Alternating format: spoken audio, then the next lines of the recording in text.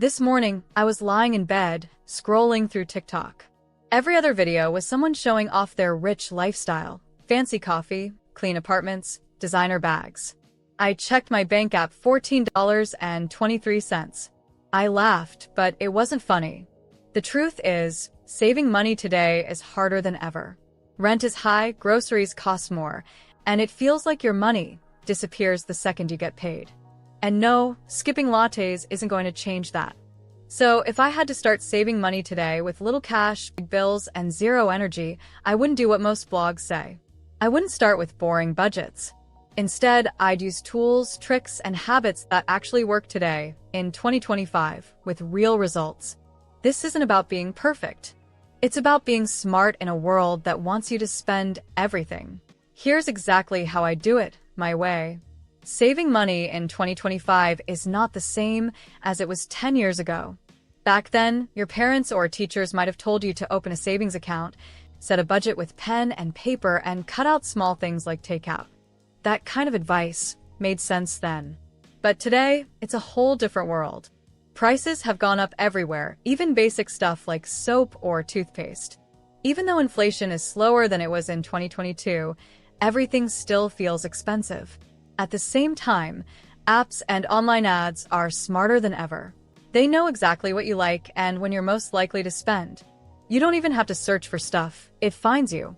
This makes it way harder to save. It's not just about willpower anymore, it's about creating systems that protect your money before it's gone. Today, saving isn't just a habit. It's a way to stay in control when everything around you is designed to make you spend. To save today, you need fresh thinking and a game plan that fits your life. Number 1, the first dollar.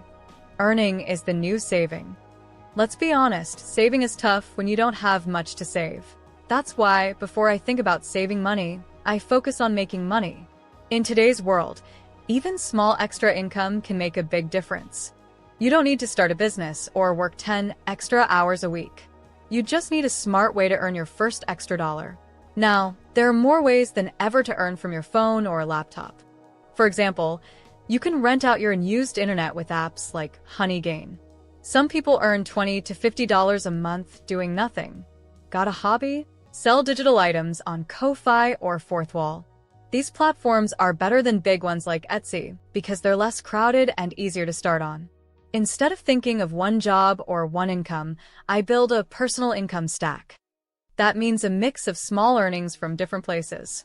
It's like having money trickle in from all directions. Here's my rule. Every time I make $20 from a side hustle, I save at least $10. I don't wait until I'm rich to start saving. I start with the very first dollar. This mindset helps you feel more in control. You're not just cutting back, you're creating new streams of income and turning small wins into real savings. And that's a powerful way to begin. Number 2, saving by design, not default. Most people save money the wrong way. They wait until the end of the month and hope there's something left to save. But let's be real. By then, it's usually gone. That's saving by default. I prefer saving by design, on purpose, with a plan. To do this, I set up systems that help me save automatically. I use apps that move small amounts of money into savings without me doing anything. Some apps round up your purchases. Here's my favorite trick.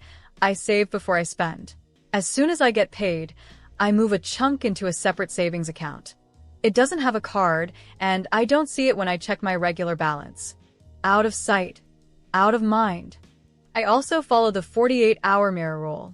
After I get paid, I wait 48 hours before spending anything. This helps me pause, plan, and avoid quick emotional spending. This means making smart choices now so you don't have to panic later. It's not about being perfect, it's about setting up tools that do the hard work for you. Number 3, why I'd start with a financial failsafe, not a goal. Most people say, save for a goal, like a trip or a car. That sounds fun, but when you're just starting, it doesn't always work.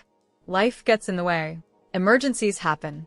That's why I'd start with a financial failsafe, a small money cushion to protect me when things go wrong. I don't call it an emergency fund because that word feels stressful. I call it my failsafe fund.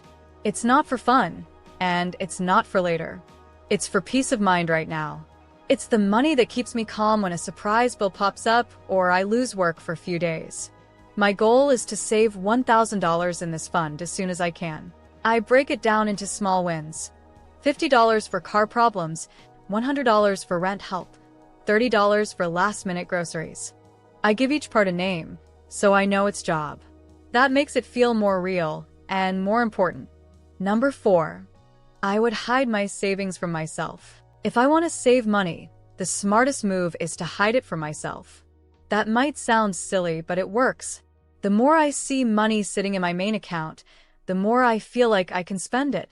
That's just human nature. So I set up a second bank account, one that's online only, with no debit card and no easy access. I even gave it a boring name like Monthly Review, so I'm not tempted to touch it. Then I use automatic transfers to send money there right after I get paid. Sometimes it's $10, sometimes $100. Either way, I act like it doesn't exist. There are also apps that do this for you.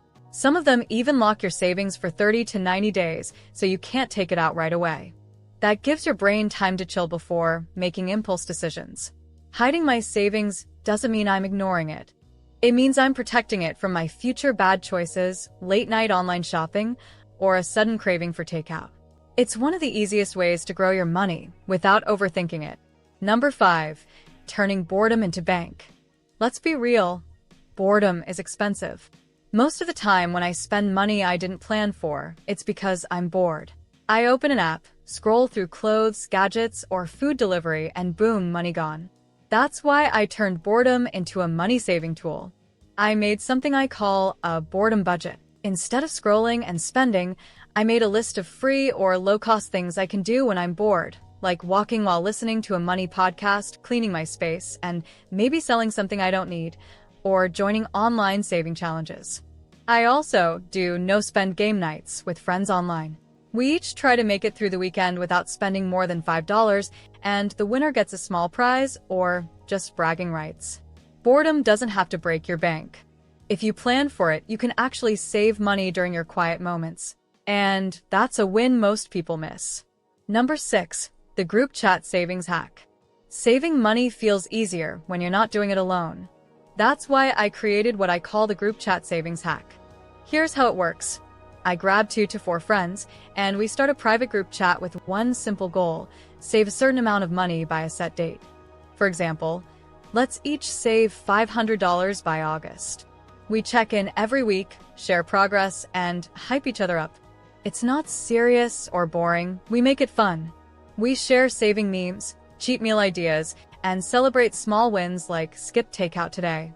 Saved $15. Some weeks, we even compete. Who can spend the least from Friday to Sunday? Having a money goal with friends turns saving into a team sport. It gives you extra motivation, and you don't feel like you're missing out because your friends are doing it too. Money is emotional, but when you have a support group, it feels lighter. And honestly, that group chat becomes one of the best accounts you'll ever be part of. In 2025, I don't just use AI to write emails or plan my day. I use it to protect my money. Think of AI as your financial bodyguard. It watches your spending, blocks bad habits, and keeps your savings on track. Once I tried to buy something at 2 a.m., and the app reminded me I was $200 away from my savings goal. I didn't buy it. AI doesn't judge. It just gives you the facts, and fast. When you connect it to your bank, it helps you spend less, save more, and feel in control. In a world full of spending traps, AI helps me stay one step ahead. Saving money today isn't about being perfect, it's about being prepared. I'm not saving just to buy stuff later. I'm saving for peace, freedom, and less stress. Every dollar I put away is one less thing to worry about tomorrow. With the right tools, small habits, and smart tricks, saving can actually feel good. It's not about saying no to everything, it's about saying yes to your future. And honestly, future me is already thankful. So if you're ready to start, just take one step. Pick one idea from this video and begin today. You've got this. Tell me your best boredom saving hack below. Want to learn how real people are building quiet wealth and achieving financial success? Then watch this video next.